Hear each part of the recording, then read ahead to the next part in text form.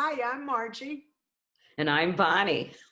And I'm going first because I had this rule that it says conversations with Bonnie and Margie. So Bonnie had to say hi first. And we're trying to just break the rules and be free. Yeah, I mean, because so many of the rules about how to show up, how to be, what to do,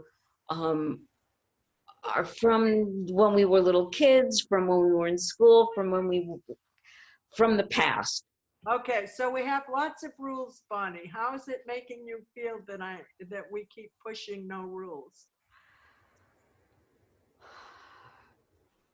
When I slow down and I drop into my body and breathe, there's both excitement and scare. I'm excited to be in the moment, to be free, to not have to pre-think everything that I'm going to say or do, which I'm so used to. I used to do a whole lot, and I'm doing less of. And when I don't pre-edit, there's the critical analytical witness, not the high spiritual, oh, everything's fine, but there's the I'm on stage being judged. And when I'm in the moment, that quiets but doesn't really go away. There's still the, well, I'm not following the rules, so what are you going to think? What are you going to, well, I like not following the rules, and then I don't. Over to you for. It's interesting. This is my interesting word. But what I'm noticing is in my past, when I didn't want to follow the rules, I became the rebel. And it's like, F you, this is how I'm going to be, and you can blah, blah, blah. And now it's more, I'll just be me, and I don't care what you think, but I'm not doing it in defiance of you. I'm doing it in embracing me. Yes. And your comment about not defying you to embracing me is a lovely segue to one of the things that I've been, a behavior change in me that is still new enough that not only am I more than a little bit uncomfortable, but I have my friends asking me if I'm okay, because I'm showing up so out of character for me. You guys that don't know me can't tell, but like I'm now under 4'10". And so it's so easy to be in company of people and have people literally not see me. I mean, elbows in the nose because they turned around quickly, having conversations over my head. And so I have tended to be loud and physically animated. I mean, even on the videos, I haven't seen your hands yet. And a lot of them, as I get more relaxed and not controlling myself, my hands are in the video. I talk loud naturally. I don't need a mic and a stage to take control or to be center stage in a conversation. To demand you pay attention to me. Remember those days? Yes, I've had lots of days I demand that you pay attention to me. And I've also had lots of days where I want to disappear and not have you know I'm here because I'm so uncomfortable. Interesting to notice that I've done both. Well, and I think that now it's being willing to tell the truth about wherever I am and letting it be okay. And because I want you to know me, being willing to say where I am. And I'm laughing because you answered a different question than what I asked. Okay. And you did. It was what you answered was your experience of you. And I was asking, do you remember when I used to demand your attention and everybody around us. And We're you, so self-centered. We really are so self-centered. and what I'm, so the change, yes. And that was what I was, golly. So when you, Yes, I've noticed the difference in you as well. thank you so much. But boy, was I fishing for a compliment or what? No, but it was also that um, somebody that doesn't know me might not get how big of a difference it's been for me. I would say maybe in the last month or two. So that new that I'm able to be with people and sit back and relax, let them talk, whether it's stories or exploring what's going on for them or a mix. And there are times when my brain throws up a story or a comment. It used to be that I would have to say it, even if it meant interrupting. Now I'm able to see it and let it go so that I stay out instead of going inside and getting lost with my own importance and pay attention to me. Because even though I said I'm going inside, but I'm talking out loud, making you listen to me about me. And so the weird part, there are two weird parts I'm experiencing, two weird aspects. One is, am I having a good time? I mean, I find myself sitting back, my face is relaxed, I'm breathing, my body's pretty relaxed. This space is unfamiliar for me to do in public. I think some of the unsettled is how we're viewing things, how we're being is changing so extreme. It's extreme change, and I think Fast. that's probably unsettling, and it is fast.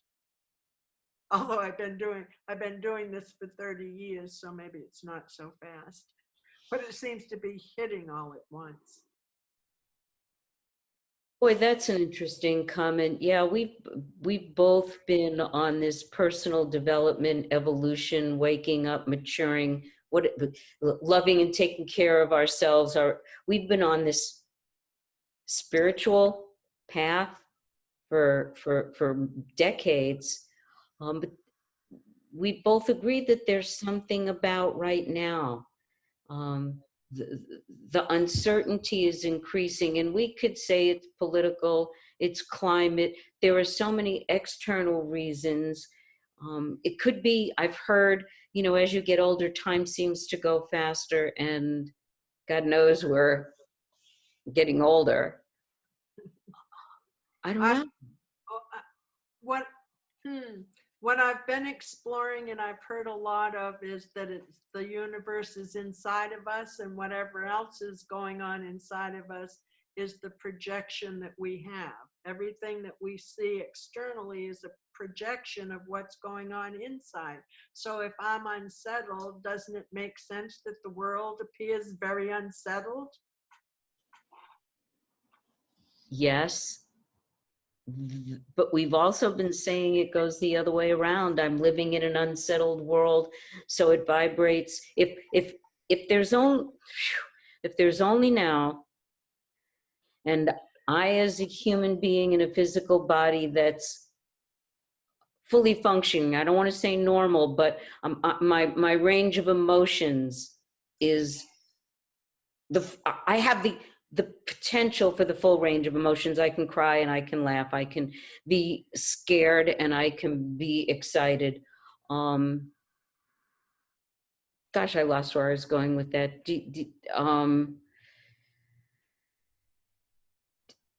And that's when I get interesting. It's just all real interesting.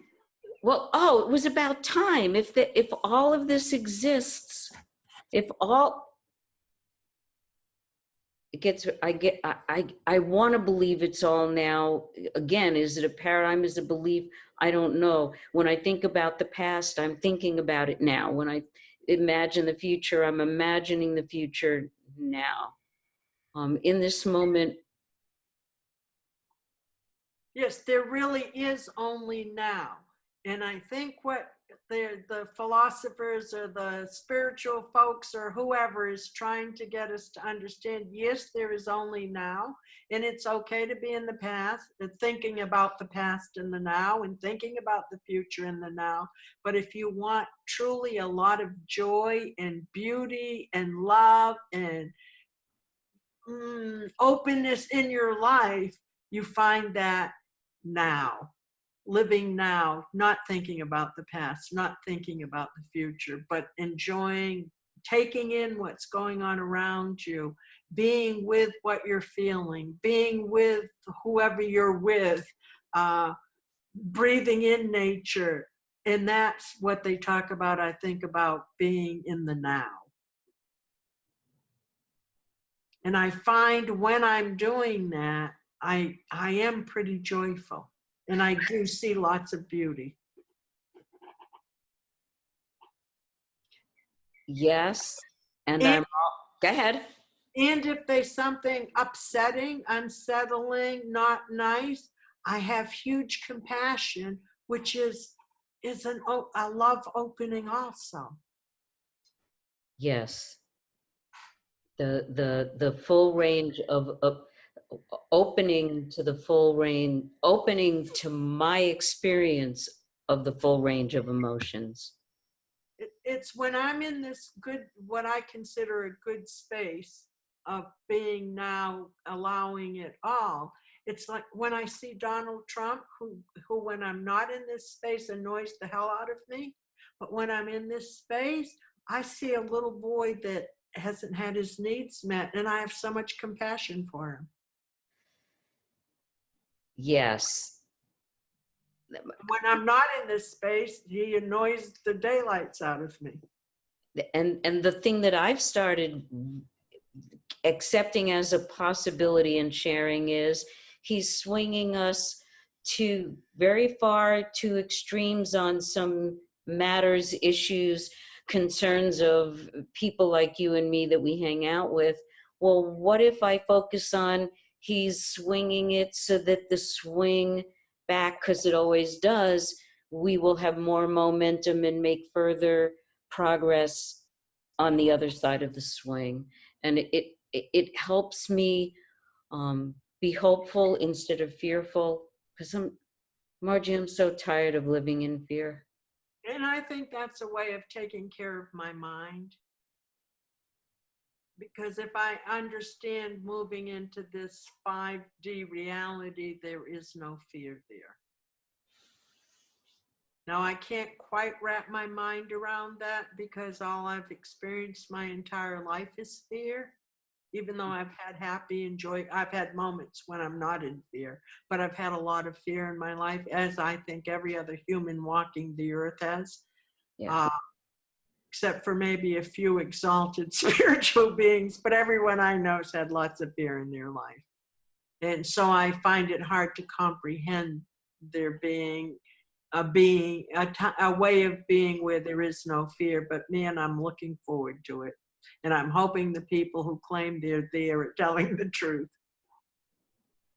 Yes. The, what I've just heard in my head about a future with no fear is I won't know who to be. I won't know how to be, being afraid of having no fear. I mean, literally, that is the story that my mind started spinning out. We get what we put our attention on.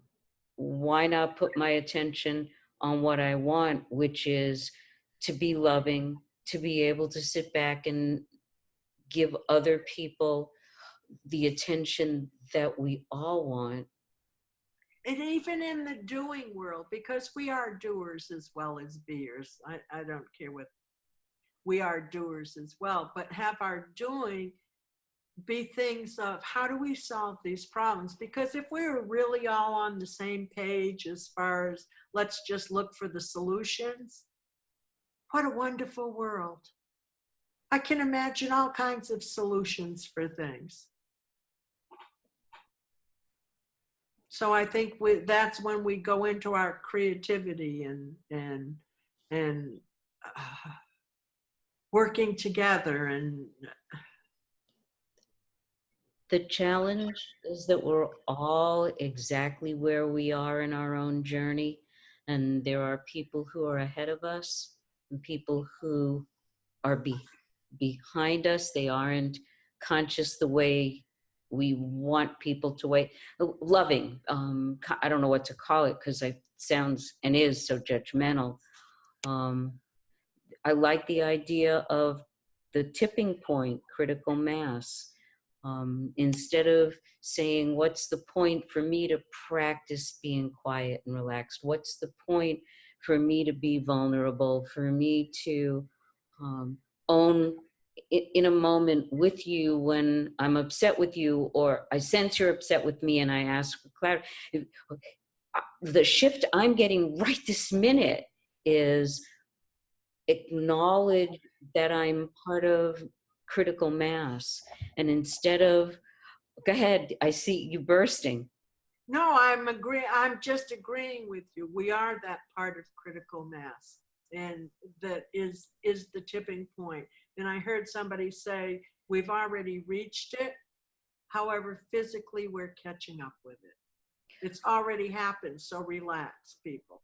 Relax. It's already happened. We're catching up now. I was holding my breath. Your thing about breath earlier, right on.